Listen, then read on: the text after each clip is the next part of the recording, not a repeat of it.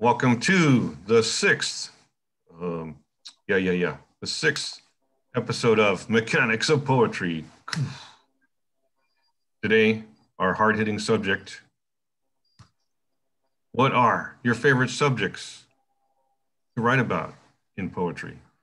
This can be a controversial discussion, possibly because so many topics, some topics in life are a little dangerous.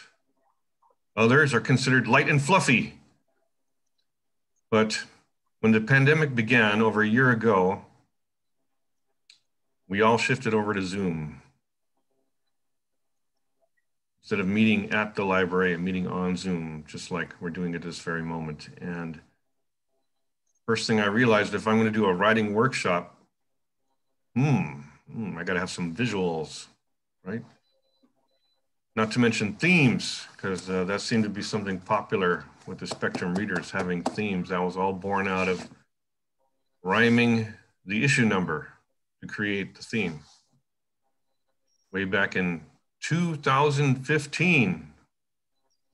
Forgive me for rhyming there. Theme 2015, okay. And so with that in mind, I started thinking of what might be some poetic words. And one of them that came to me right away,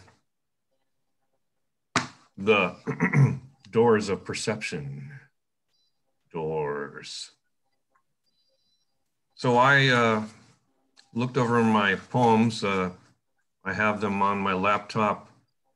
They're kind of listed chronologically. I put the date that I write something so I can find it later on, what year it's from, what month it's from, what day it's from, and then the title. So I've got a list that goes pretty much chronologically from 2006 to the present. Before then, I don't remember because it was an older computer, so I just put the year, if I remember the year at all. And so you can search your own database, right? You can search, and I typed in doors to see how many entries would come in. And it was the first time I'd ever done that, so I didn't really pursue the list to the bottom because it looked like an endless list. So I stopped when I got tired, and at that point I had found 69 poems from those approximately 20 years, we'll say. And so I put that together, made a nice little 2-volume chapbook set, 35 poems, 34 poems.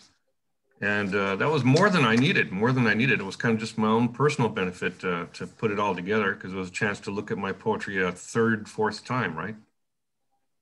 First time when you write it, second time when you consider it for publication, maybe another time when you're trying to make a chapbook. So I shared a few of these with, screen share screen, when I did the workshop, and that just seemed to go fine. I shared a half a dozen of them, and they got the idea, the varieties of doors, right? So that was the start of that. That was pleasant. So I tried it again a month later because it's a monthly workshop, and this time I chose the word fall. Maybe it was because it was a seasonal word.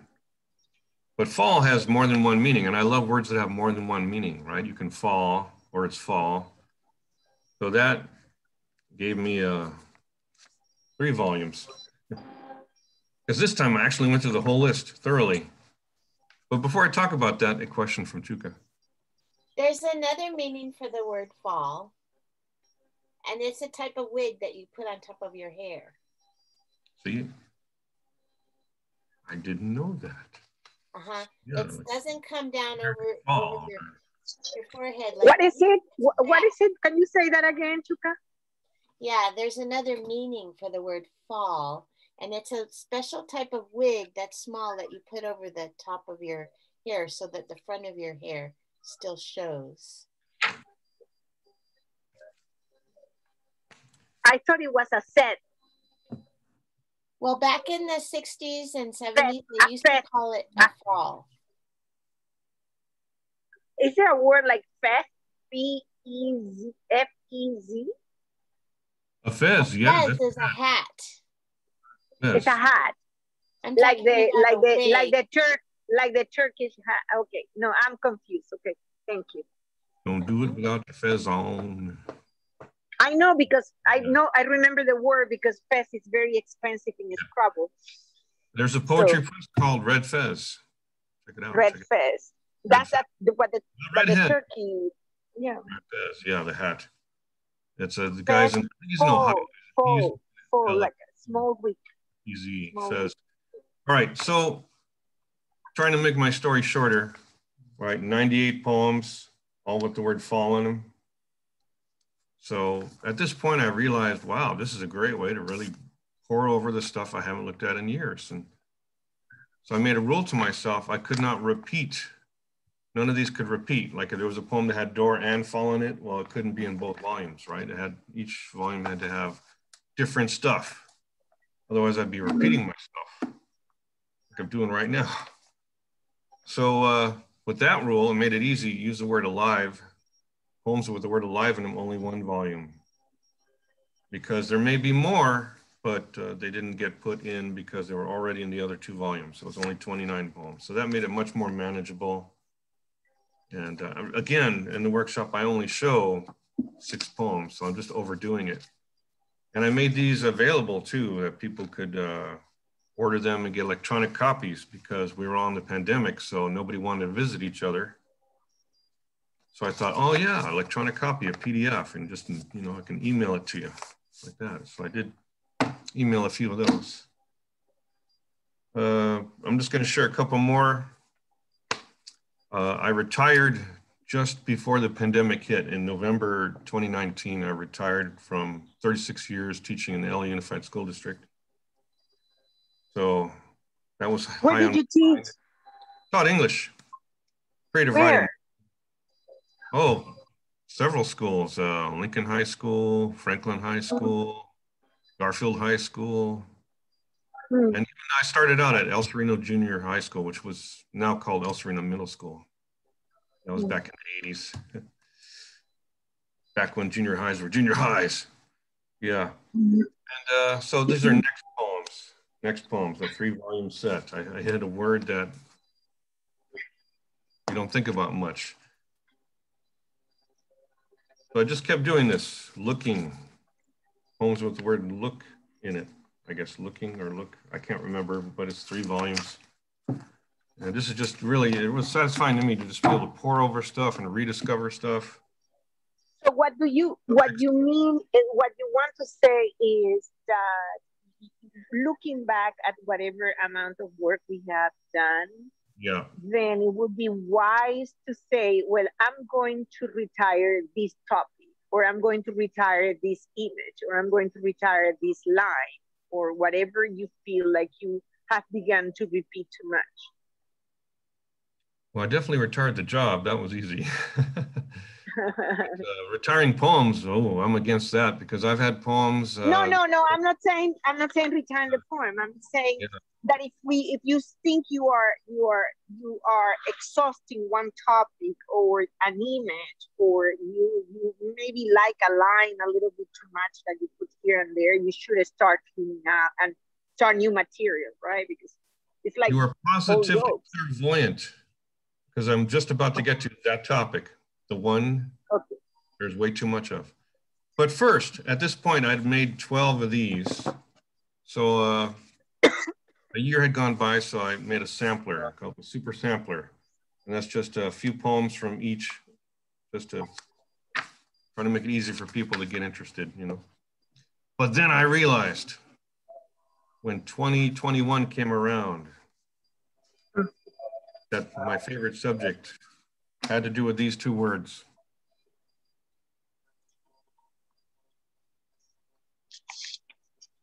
Love and sex. Love and sex. Number 1, far and away, number 1. I made back in the mid-10s, I made a 3-volume set of sexy love poems because there was a poet, she was doing that, and, you know, so I got the idea from her. And it just, that was 3 volumes. Volume 4, volume 5, volume 5. That was a very good year, 2018. So it's a great way to chronicle your life by creating chapbooks. You can know what was going on, right? Pandemia, haiku, in the land of ice. Yeah, that used to be a hot topic. Ice. I even saw it on the freeway. I was driving back from Hawthorne, California, just yesterday, and on the overpass, no ice. That's right. I had the same reaction to seeing that. It's still a concern. So now that I've bored everybody for a few minutes with my process, whoa, almost lost it over the edge of the desk.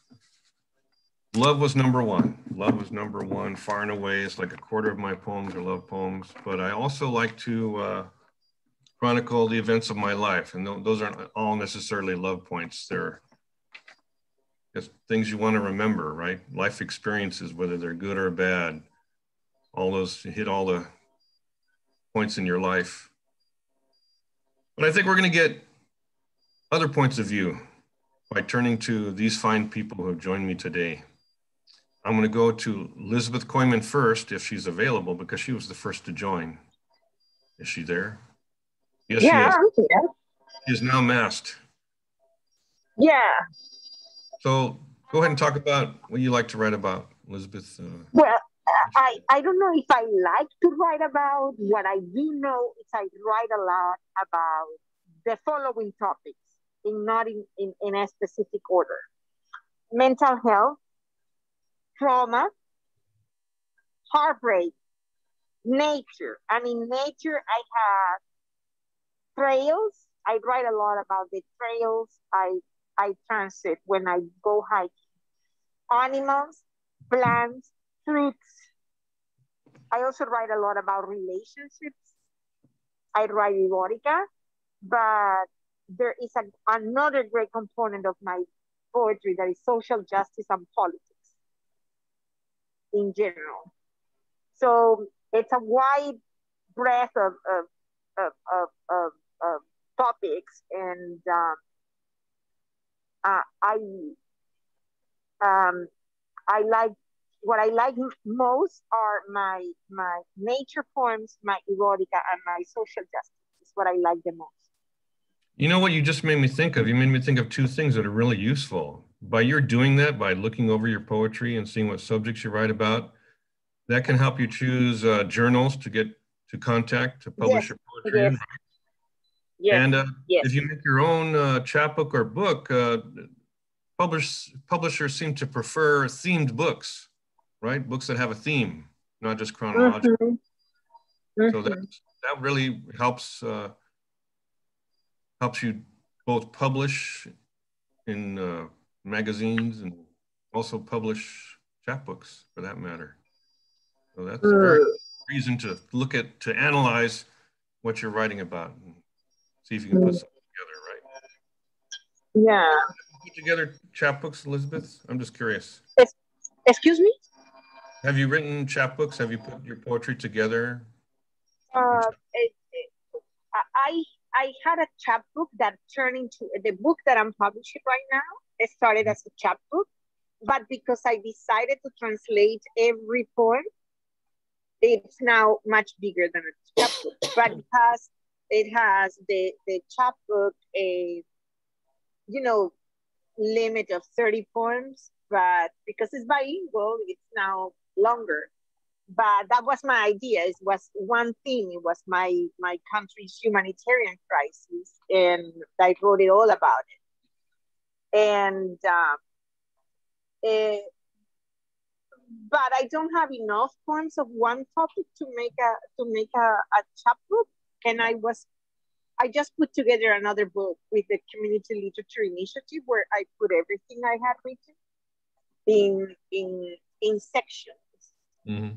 And I use a metaphor for the content of the book, and I split the metaphor in parts.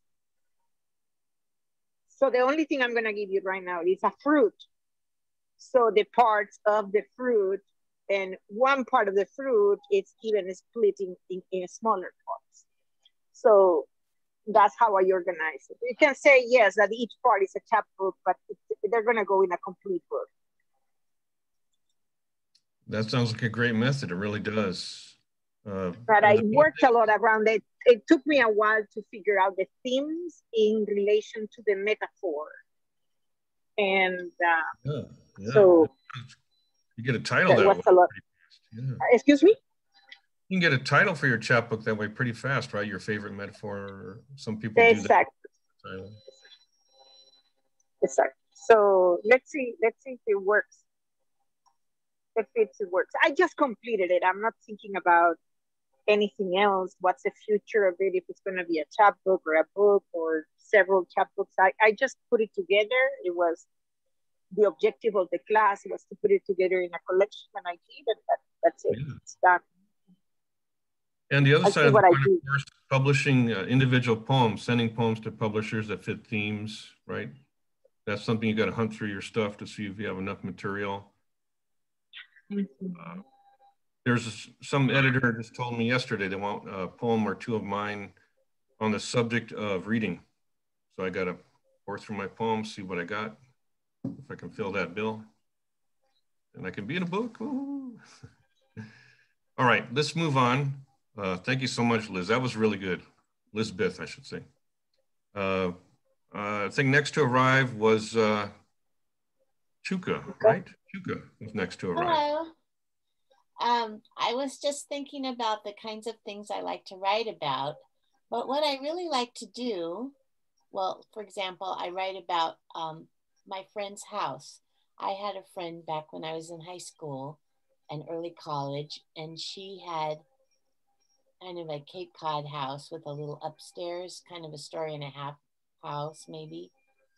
And her house was really interesting to me. I liked the stairs because they went up, but then they turned and they were kind of narrow and the ceiling was kind of low and it was sloped. And so I've written several poems about her house. But what I really like to do is put animals in the poems because I use them as metaphors, or I'll put flowers or insects. And I research the animals on Wikipedia, and they often, or especially the leaves or the plants or the flowers. What's that noise? You're getting some noise here. Identify the mystery noise. Printer? I think it's Lizbeth's in. No, it's very quiet here. Well, maybe it went away. But I can silence my while Chuka speaks, so there is no doubt. Okay, so quiet now. When I'm writing about a place, I like to put plants and trees and animals in that have to do with that place. So I do some research. Like I wrote a poem about Sarah Lawrence College, and I looked up the plants around there to use as metaphors. So I want to share a poem by Osip Mandelstam because he does the same thing. And I think that's probably where I picked this up. Do you want me to read this poem? I think it's a great idea. Okay. Listen to hear the animals that are in this poem that isn't really about animals. It's from Poems of the 30s, 286 by Osip Mandelstam. Our lives no longer feel ground under them. At 10 paces, you can't hear our words. But whenever there's a snatch of talk, it turns to the Kremlin mountaineer. The 10 thick worms he fingers, his words like measures of weight. The huge laughing cockroaches on his top lip, the glitter of his boot rims. Ringed with the scum of chicken-necked bosses, he toys with the tributes of half-men. One whistles, another meows, a third snivels. He pokes out his finger and he alone goes boom. He forges decrees in a line like horseshoes, one for the groin, one the forehead, temple, eye. He rolls the executions on his tongue like berries. He wishes he could hug them like big friends from home. Wow. That was a fun read. So Osip was imprisoned for this poem, and ultimately he was executed because Stalin wasn't happy with this poem. And he read it to a group of friends, and one friend was so good at memorization that he memorized this poem even after hearing it once and went and told it to Stalin. That first stanza really carries weight. Oh my. You mean our lives no longer feel ground under them. At 10 paces, you can't hear our words. Mm-hmm. Wow. Yeah. And then he talks about worms, because worms are quiet. They're under the ground. And the description of the fingers with worms is, it's pretty good metaphor there. That's a pretty accurate metaphor. Yes. Yeah. And then come the cockroaches, his mustache. And then come the chicken-necked bosses. Mm. So he's not even saying they're chickens. He's just saying they're chicken necks. Yeah, that's good and subtle. And then it talks about meows, like a cat. Different moods, right? One is not caring in the world. The other one is, whoa. Yeah. It's very flavorful. And then he talks about the horseshoes. So there's another animal. And then in the last stanza. Is that violent? Am I right? What? The forging decrees in a line like horseshoes, is that violent? I think it's very violent, because then it says one for the groin, one the forehead, temple, eye. So he's throwing these things. He rolls the executions on his tongue like berries. There's another nature image. Savoring it. Yeah. So this has so much nature in it, and yet it isn't really a poem about nature. No. About an execution, yeah. Wow. And that last line, oh my God. Yes. He loves violence. He loves to kill people. He loves murder. He loves evil. And yet he's using these little animals to talk about it, like earthworms or cockroaches. And he was executed, right? Yes. Osip, I think he was. Poetry. Too effective. Or he died in the prison. I'm not sure. Either way. I read this a while back, so I'm not sure if he was executed or if he died from the poor treatment. But I think he was executed. Yeah, it reminds me of the Vogons. The Vogons in Hitchhiker's Guide to the Galaxy, they torture their prisoners by reading them poetry. Oh my gosh.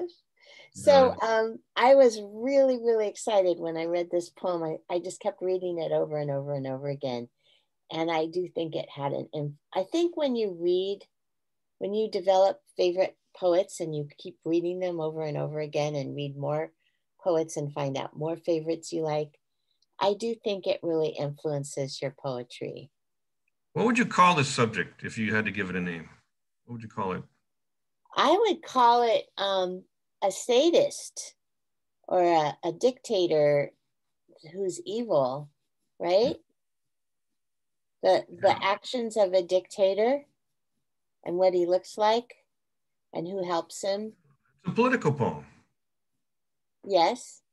Yeah. There's a very famous poem by Carolyn Forche, I think it is. She has that poem about the ears that the leader had cut off of people, and they were in a bowl and they were listening to their conversation. Oh. It's off the top of my head right now, but Caroline Forche, it's probably her most famous poem about a dictator. She was visiting a dictator as a journalist, and there's a bowl of cut ears on the table. Oh my God. Yeah. I don't know if I've got that fact right, but I'm sure it's Googleable. That's amazing. It reminds me of Revelation where they talk about the tears of the martyrs being in a bowl or something, and it's all that. Isn't that a Midnight Express? It's a film, Midnight Express. Are you talking to me or to Dawn? Dawn, you were remembering a scene somewhere where the woman visits a dictator and she finds a bowl of ears and fingers. At a cedar? There is a scene like that. I mean, I'm going to Google it. I'm going to Google it on my phone. There we go. That's why we have two devices. I'll find this. Lickety split. Here we go. There is a scene like that in a film. I think the film is called Midnight Express, about an American caught in Turkey for smoking hash. And when the woman visits him in jail, she finds that on the warden's table. I believe. I might be mistaking two things, but I think that's the way. Here it is. It's called The Colonel by Caroline Forche. I'll read it. Sorry, I can't put it on the screen, but the poem's effective enough. You won't need to see it. It's called, "What you have heard is true. I was in his house. His wife carried a tray of coffee and sugar. His daughter filed her nails. His sons went out for the night. There were daily papers, pet dogs, a pistol on the cushion beside him. The moon swung bare on its black cord over the house. On the television was a cop show. It was in English. Broken bottles were embedded in the walls around the house to scoop the kneecaps from a man's legs or cut his hands to lace. On the windows, oh yeah, the poem's just getting started. On the windows, there were gratings like those in liquor stores. We had dinner, rack of lamb, good wine. A gold bell was on the table for calling the maid. The maid brought green mangoes, salt, a type of bread. I was asked how I enjoyed the country. There was a brief commercial in Spanish. His wife took everything away. There was some talk then of how difficult it had become to govern. The parrot said hello on the terrace. The colonel told it to shut up and pushed himself from the table. My friend said to me with his eyes, say nothing. The colonel returned with a sack used to bring groceries home. He spilled many human ears on the table. They were like dried peach halves. There was no other way to say this. He took one of them in his hands, shook it in our faces, dropped it into a water glass. It came alive there. I am tired of fooling around, he said. As for the rights of anyone, tell your people they can go fuck themselves. He sweeps the ears to the floor with his arms and held the last of his wine in the air. Something for your poetry. No, he said. Some of the ears on the floor caught this scrap of his voice. Some of the ears on the floor were pressed to the ground. In 1978.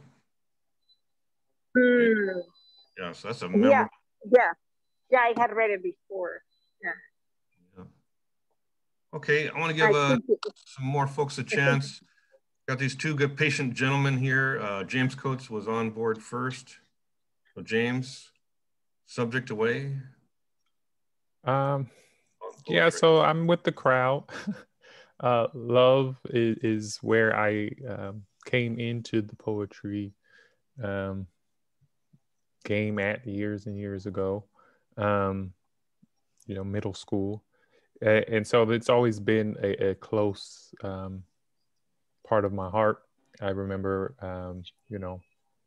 finding some friends that in high school that were, writing love poems or interested in writing love poems to their girlfriends and stuff. And so we got together and worked on poems in high school, which wasn't a super cool thing to do. Back Did it work? then. Did it work? Yeah. My friend got married to the woman he was writing the poems to, so watch out. It worked. But you know, that's my favorite subject to write about, because it's so vast that I don't feel like you ever run out of ideas or perspectives to think about or stories to tell when it comes to love. And there's so many different versions of it, not just romance and erotica, and you know, there's family love, and there's you know, love of your work and love of creating.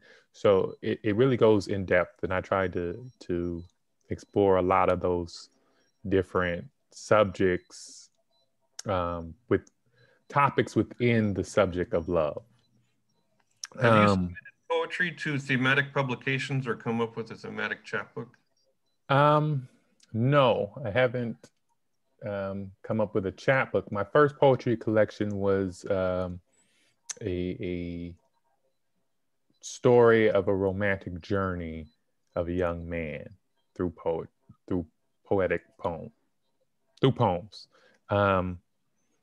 And so that was like pretty thematic, I guess. I did recently submit last year to a publication right here. Pisces Publishing Anthology, What Becomes of the Brokenhearted. And so I got two love poems in there. And what else? But yeah, I don't do a whole lot of submitting, but I do a lot of writing on that subject. During the pandemic, though, I broadened my I guess themes to talk about, because in association with like love, I really think like love encompasses life, and so I'm really like discovering parts of life. But I got more into writing social justice pieces, given the climate in the country at that time.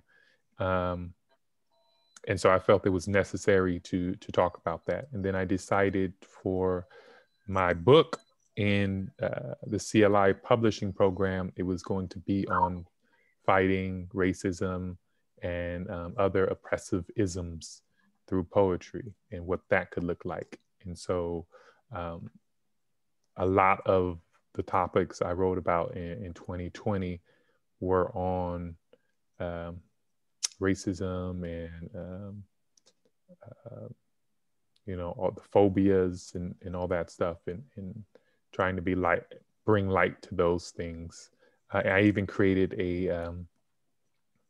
a workshop called Be the Change workshop, first Wednesday of every month, in which we get together and write on a social justice topic, and just try and find ways to discuss whatever the specific theme is for that day, and then write about it, you know, to get it off our heart, but also, you know, to document it for the world. So those are pretty high on my list of topics I write about. Other stuff includes fatherhood. I'm a single dad. Southern California, because I've lived in Southern California my whole life. So there's special love for the Inland Empire and Los Angeles. Something new is family, writing more about family, being vulnerable enough to talk about like my heritage and history, and my family experiences growing up and stuff like that. I write about death and mental health. I don't share that a lot, even though I do write a lot about that stuff. Or your state of mind? about the challenges of anxiety, depression, fear, addiction, all that stuff. I'm probably going to say the obvious here, but that is something you probably feel very helpful too, right? To get that out of you on paper. Yeah, because for me, writing is very therapeutic. It's a way of just getting thoughts out, feelings out, and so if you have access to therapy, definitely find call someone and do that type of thing. But if you don't, poetry is a great way to be able to express yourself if you don't feel like anyone is there to listen. And then also, if you're not comfortable sharing difficult subject matter with people, or being willing to open up and vulnerable, it's a way of expressing. Yeah, that reminds me of Emily Dickinson, right? Her poetry was mainly about her attempt to believe in God, and she had this need to prove it. And so she didn't share her poetry really with very little of it with anyone else. So most of it was just for herself. And she even instructed her sister to burn all the poems as she died, and luckily her sister disobeyed that instruction, got those poems published. But I wanted to underline one other thing that's a marvelous generation gap between you and me. I love it. I love it. 1 second here. Grapefruit juice, yeah. I called it political poetry. You call it social justice poetry. And yet we're talking about the same thing. It seems to be one of the purposes of a poet is to fight for social justice, right? Or they used to call it political poetry, but now social justice poetry. And it seems to be, thanks to I don't know, I guess the internet, and it just seems to have more power now, more influence. You're seeing the rise of Amanda Gorman, right? I'm reading, not the same. There are nuances. Okay, I got to ask Lizbeth about the nuances between political poetry and social justice poetry. Yeah, there are. The issues, right? It's the issues of the day, maybe one way of putting it, right? Or how we're progressing as a human species, right? Finally, calling out the things that need to be called out, the things that have been kept secret for so long, the power of the police force, for example, the unchecked power of the police force, for example. And my father was a detective in the LA County Sheriff's Office for maybe 35 years before he retired. Mm-hmm. It always made me wonder about his job, right? I mean, from what I could see, he would come home from work and he would go sit in his chair and he would do writing. A bunch of writing on these yellow legal pads, a bunch of writing. And I remember two things. One thing, when I was 10 years old, it was 1970, and there was the moratorium was going on about the Vietnam War. And the disproportionate number of Lizbeth, can you mute yourself, please? Uh-oh.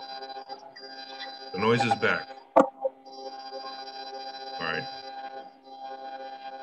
Sounds like someone's using a water pick. Okay. Yeah, that's the sound. Anyway, just to finish this off, I'm sorry for going on. I'm old. When you're old, you got stories. 10 years old, 1970. The one and only day I ever saw my father actually put on a jumpsuit. It had the big letter sheriff on the back in yellow, right? Because it was the Whittier Boulevard, whatever you want to call it, uprising or protest. And I remember watching it on TV. It was, it was a violent situation. And we were worried that, when he had to go, we were worried if he would get hurt and not come back, right? That's always the worry of a policeman's wife when their husband goes out. So that was one thing I remember when I was 10 years old, that we embraced them, you know, like, oh, we hope you come back, you know. And then I'm totally forgetting the other thing. Let's see. Oh yeah, he used to brag. I remember he used to brag that he never had to fire his gun in his work as a detective. He said he never fired his gun. He would probably point it at people, but he never fired it. And that made me think about these officers who are so quick to use their guns on people. And that's just a total reverse from what my father said he was proud about, that he never had to use his gun. Yeah, so I just wonder what went on, what's going on with the, okay, I'm going on and on. Anyway, so it's a topic that interests me. And I've written a few political things over the years. I guess now you would call social justice poems, but there's a line to divide. Elizabeth was going to talk about that real quick. But, I've got to give Chris a chance to say something too, because we've already gone a half hour. Well, actually 40 minutes. So I want to give Chris a chance to talk about what he likes to write about. Go ahead, Chris. And you got to put your sound on. You're muted. Word of the year, you're muted. Unmute. Yeah. First, I want to say back to the poem that Chuka read. I think there are pros and cons to it, but in many ways, we're fortunate that we can write political or social justice poetry without really worrying about being put in jail and executed. Amen.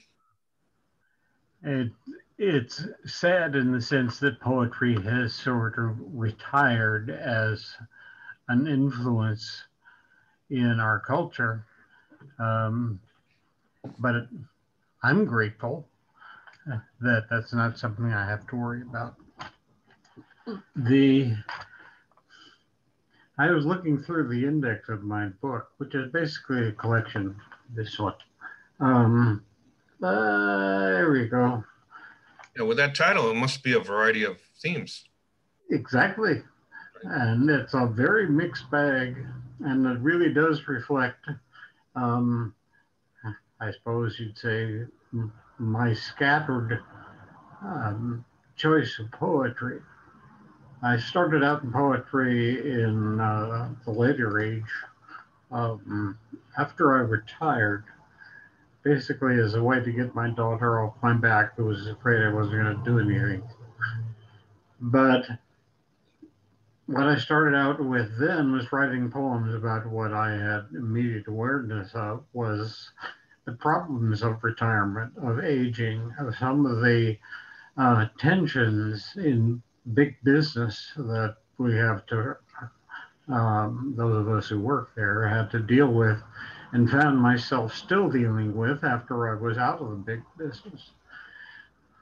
So a lot of my poetry is from that. I think the second biggest influence in my poetry is what's sometimes used as a criticism is wordplay.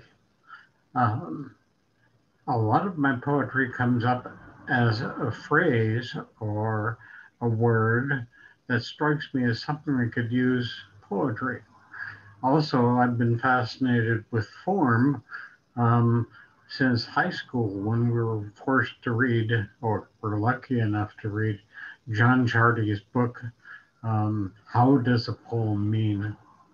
Which is really a discussion of what this group is about. What are the mechanics of poetry? What is the toolkit a poet has? And I like to explore a lot of that. Some would say I have a lot of homages to other poets. A more accurate way of saying it is that I like to steal other people's forms. And it's the craft of poetry, yeah. The handiwork. Yeah. So a lot of my poems are doing just that. I mean, writing in somebody else's style, taking up the challenge of a form that they found as a challenge. I have a couple of Robert Frost-like poems that were prompted by somebody mentioning how they thought his rhyme scheme was difficult, which I took as a challenge. So a lot of that, and then sort of following in order are nature poems, things that are meditations on, typically on places that I've hiked or walked, but also where nature fits in the scope of our generally urban experience. One was I borrowed for subject, but not form. One taking off on Thoreau's meditation on wildness and what we miss by not interacting with the wildness that's around us. Urbanization. Yeah. In my earlier life, I took kids back in high school kids. And one of the reasons that I did that I gave to their parents anyway, was that most of those kids lived where anywhere you looked, you're looking at something man-made. And even the sky in Los Angeles at that time. And this was giving them a chance to experience something that wasn't man-made. We were the only, we and our equipment that we're carrying on our backs were generally the only man-made things they would see in a good day. And that's an amazing perspective. That's a growing thing. It's sort of like when you go to another country and see our American culture from the outside. It's mind-bending. And some of my poems reflect just that. And a lot of it is about relationships. Everybody has had relationships, a lot of different kinds of relationships. So there are things about poems about problem relationships and how the protagonist in the poem is dealing with them. And poems about hopes and desires for relationships. Not one of my key drivers, but I have a few poems about sex and about the relationships that go around that kind of interaction as well. And then a lot of poems, like I say, that just sort of came out of the air in a way that's the same sort of thing as this is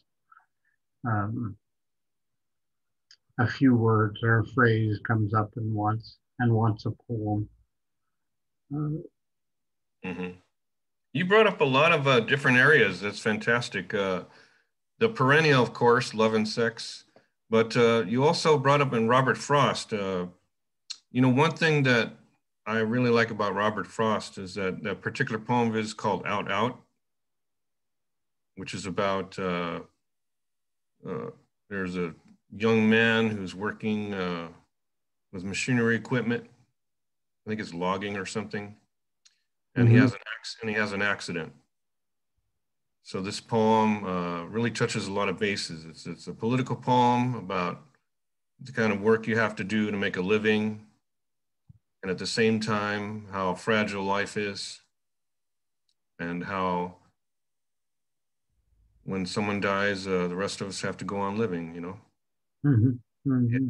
that's a poem that really touched me deeply, Robert Frost. Many of his poems, but that one in particular really stuck with me because it had those different points, right? We're all writing poems of experience, but we're also writing poems about the subjects that interest us. We're delving into those subjects, studying it, just like Chuka was saying. She studied animals to be able to use them in her poetry where they fit as metaphors. And that's That's brilliant. I'm going to take a page from that. Oh, I'll put it in my file. I'm going to try that. And Lizbeth, who was really fascinating me by her being a poet on the road, a poet on the go. Well, first she was a poet at lunch, now she's a poet on the road. And I know from experience, hearing her poetry definitely deals with social concerns very poignantly, right? She tells the stories.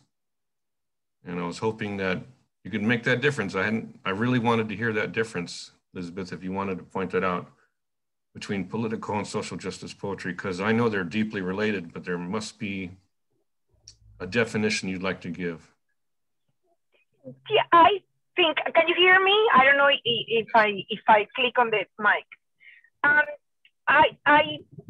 think that when you address in your work, when you address regimes or forms of governments, or you speak about ideology, and I speak about a lot about the death of ideologies, about what it is.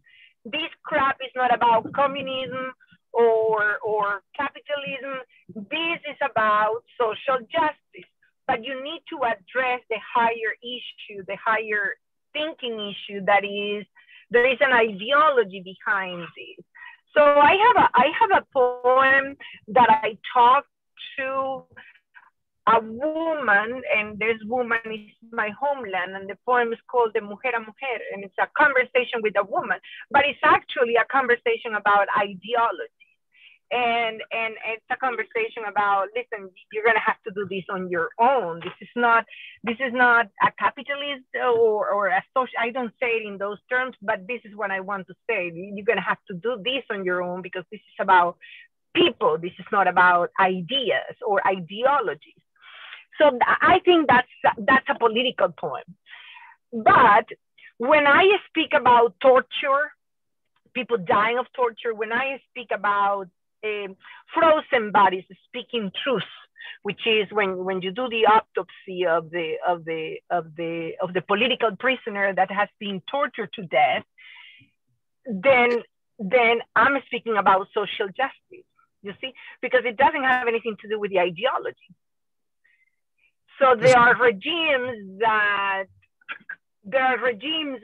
this Trump was trying to install here, that has an ideological background, but in the end, it's not the ideology that is killing people, it's the brutality, the mentality that kills the people. I don't know if I'm making sense. Oh, yes, you are. Yes, you are. You know, it's the fundamental problems of society. The fundamental problems of society are the people with power abusing the people who don't have power. And trying to. Okay, for instance, let's say it's not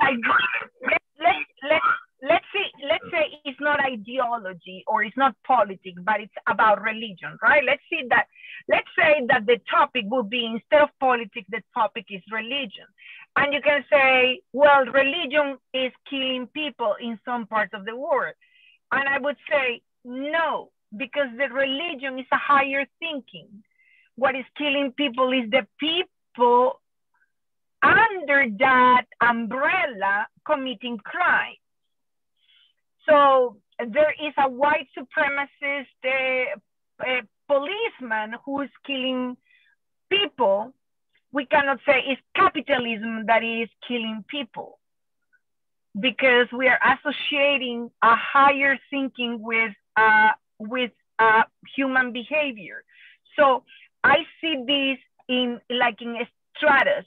So on the top, I have religions and ideologies,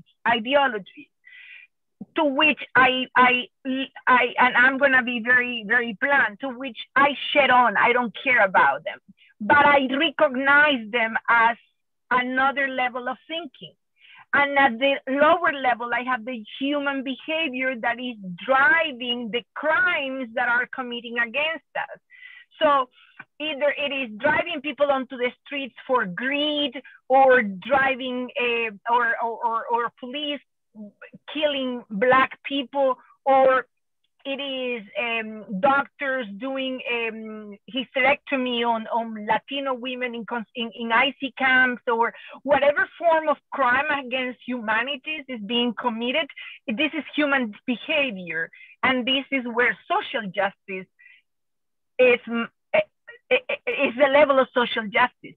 Then if you want to address religion or ideologies or forms of government, that's at another level, and that's, for me, it's politics. Yeah, just like Percy Shelley said 200 years ago, poets are the unacknowledged legislators of the world, right? Through poetry, you have the power to take on the people in power who are abusing people, right? The patriarchy, the justice system, right? All the systems that are designed to keep the rich rich and the poor poor, and the oppressors oppressing the oppressed, right? Based on very fundamental things, right? Nationalities, religions, economic status, all of this. It reminds me of 4 years ago. 4 years ago, I wrote a found poem about something I experienced in 2017. It was my year of being single after a divorce. And I had discovered WeChat, which is not intended to be a dating service, but it turned into one because you could see people listed on there. It's a social website, and you can say hi, and maybe they'll say hi back, you know, and become friends. So I met a lot of people that way. And I found invariably that when I would meet a woman, it was like a job interview. They would ask me questions like, do you own a house? What is your job? Do you have children? And this was happening with every single person I was meeting. Every single person I was meeting was like, there's a double standard out there. It's an unspoken double standard. Can you support me so I don't have to work? Because the work they were doing was very unpleasant.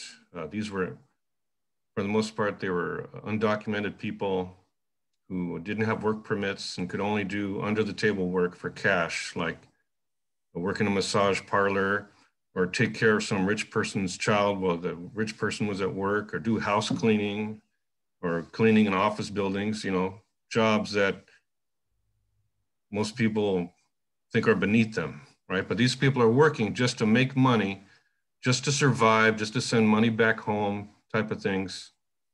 And when I saw that going on, I wrote a found poem decrying this list of questions. And when I put it out, I made the mistake of labeling who was doing the talking. It was someone not from my race. And so people got on my case about that. You know, you can't write about other races. You can only write about your own race. So I took the race out of the poem. And I took the sexuality out of the poem. I took the word women out of the poem, right? So neither word is there. And it just has the questions that are being asked. And then I just made the new title, Things That I Get Asked on Dates, essentially. And I caught a lot of grief for that poem, for trying to point out that there's this double standard going on that oppresses women. And do they realize this? Do they know that this idea of feathering your nest with the wallet of some man is something that stems from that patriarchy that has been around for thousands of years, that is subjugating women, and it's being perpetuated to this day by intelligent people who made arguments with me that poem was social injustice, not a social justice. I was very disappointed by that. I lost a few friends over that, trying to make that point. They said I was mansplaining. Okay, so I pulled the poem. It's not my greatest poem, that's for sure. It's just a found poem. But oh my God, what grief I got from that. Oh my Lord. That is a difficult topic. It is. John, to even dive into and just have conversations with people about. because feelings are so strong, like religion or politics. And so, there's certain topics that are controversial, and as poets, our jobs are to dive into those things and to raise the awareness and to start conversations and examine, society and people and truths. And so I think it's important that you wrote it, even if people didn't like it. Yeah, that's the bottom line. The bottom line, you're exactly right, James. And if you feel the need to voice about an injustice, do it. Do it. And if a discussion gets made because of it, good. That's what should happen. Yeah. So I've just been careful. I've been careful, just because I don't want to offend anybody. Should never be afraid to speak your truth. To a lot of friends, and I already created a few non-friends in the community, and this book that is coming up, Uprising, was born out of that controversy, because I committed the mistake of stepping into a Facebook conversation where the situation in my country was oversimplified with a meme.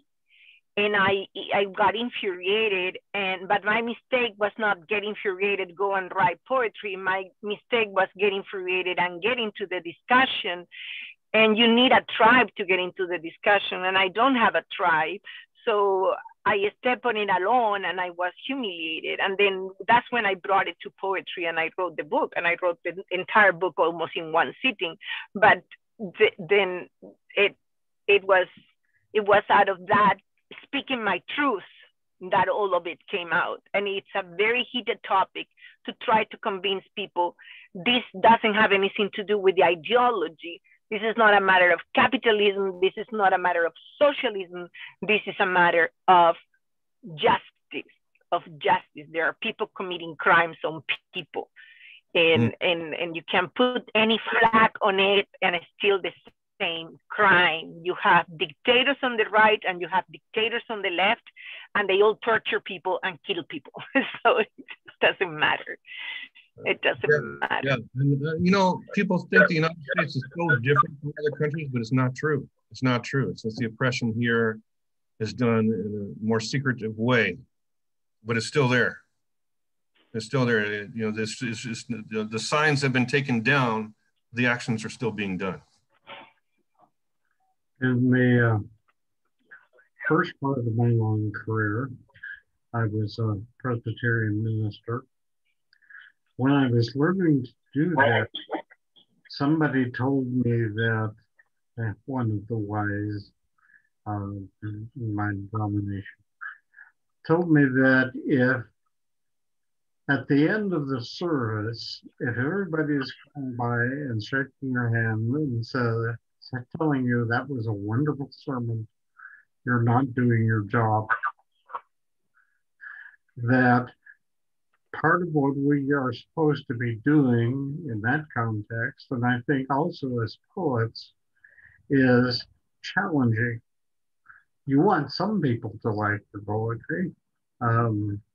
Anyway, most of us are in at least partly because we like to be liked and we like somebody. I've had poems that people have objected to, as I've written a few religious-related poems, and they objected on grounds of belief, which is not all that dissimilar from political poem. Most people are rejecting it on the grounds of belief. But it is also true of poetry that if we're not challenging people, then if we're telling them just what they want to hear, then we're not doing our job. Amen. Yeah. And Chuka was just talking about this before we started recording, that some of her poetry says people react to her poetry as if you had a mental problem. Is that right? You want to talk about that, Chuka? It actually happened once at Spectrum. I read a poem about a prisoner in a jail. I think it was in Florida or Georgia. And he was put in a hot shower by the guards. And he was left in there for a really long time, like hours, and his skin burned. And so I wrote a poem about it. And this lady said I was mentally ill because I wrote about subjects like that.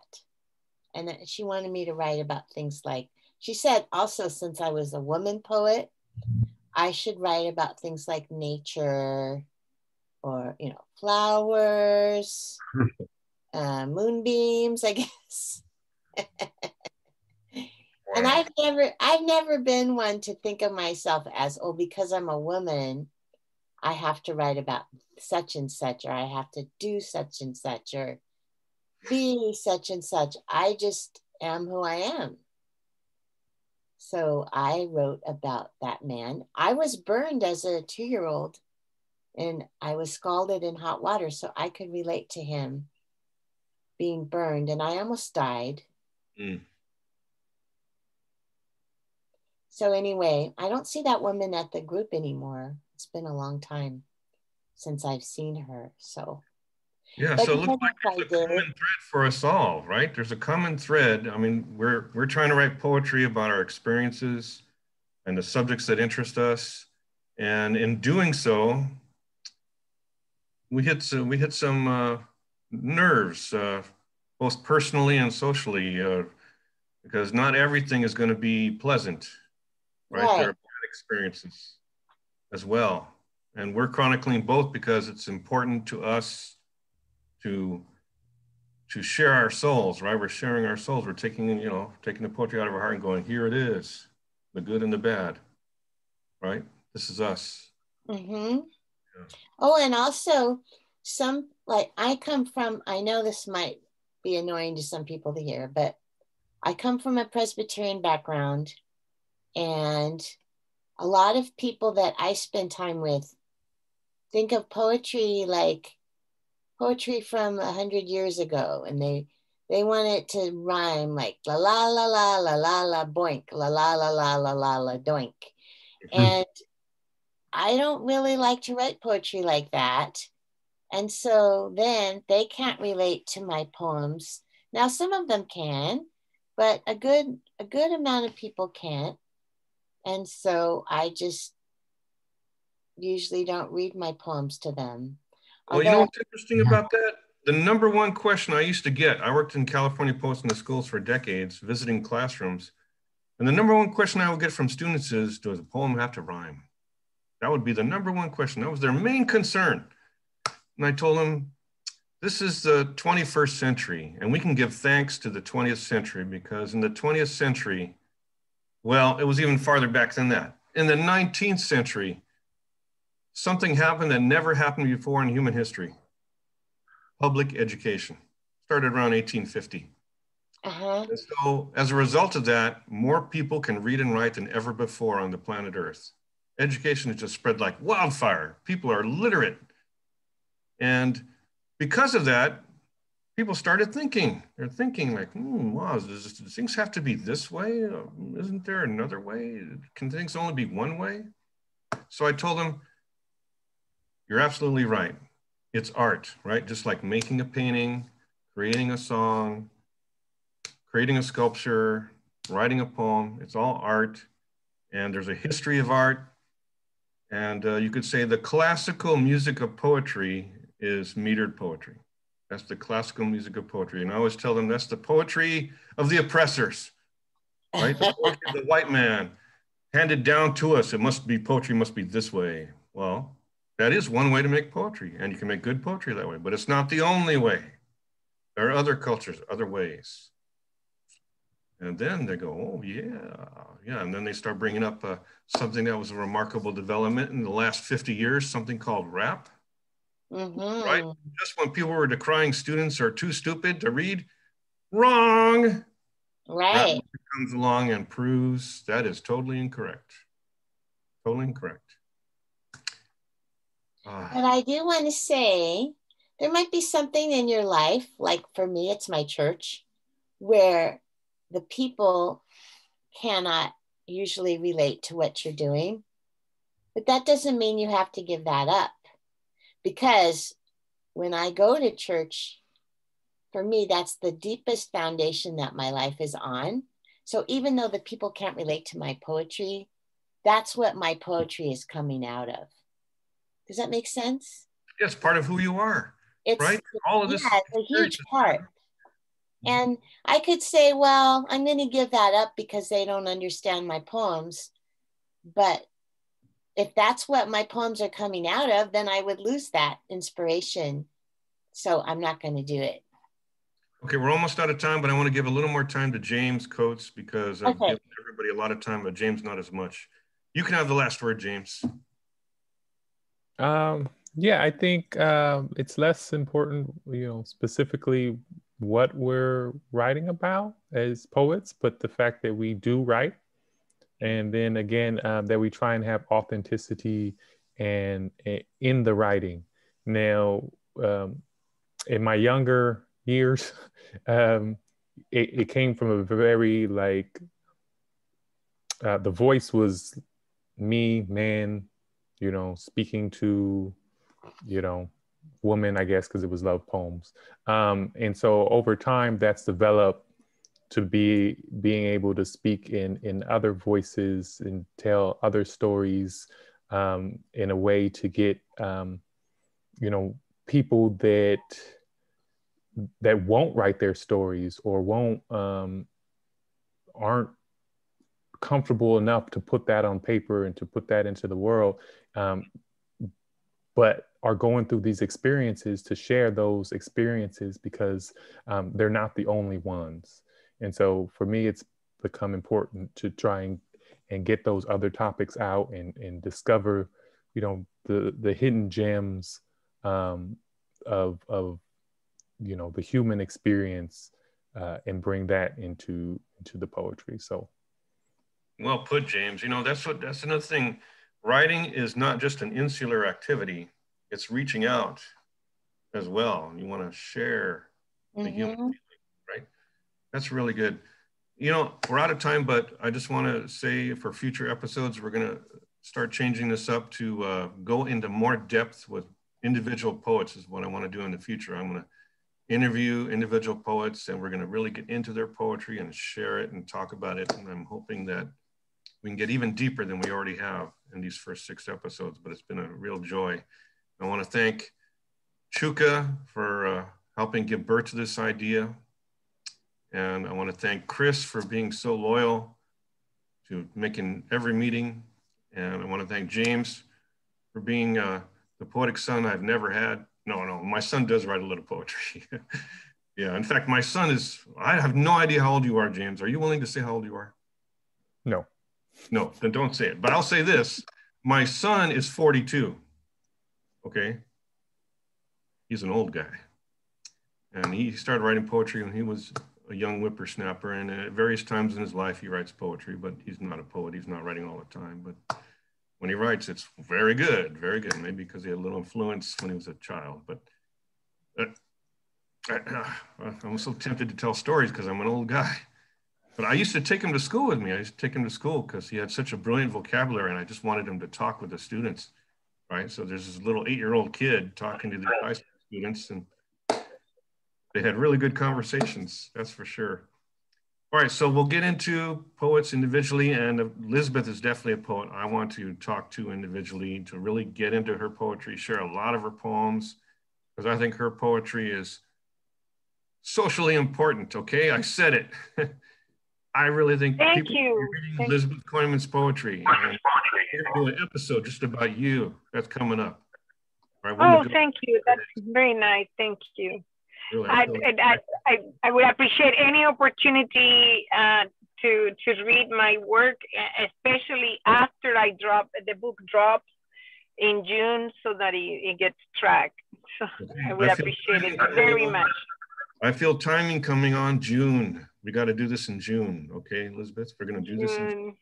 We'll work it out. Okay, I got to end it. We're over time. Thanks, everybody. I hope you'll enjoy watching this on YouTube. The recording is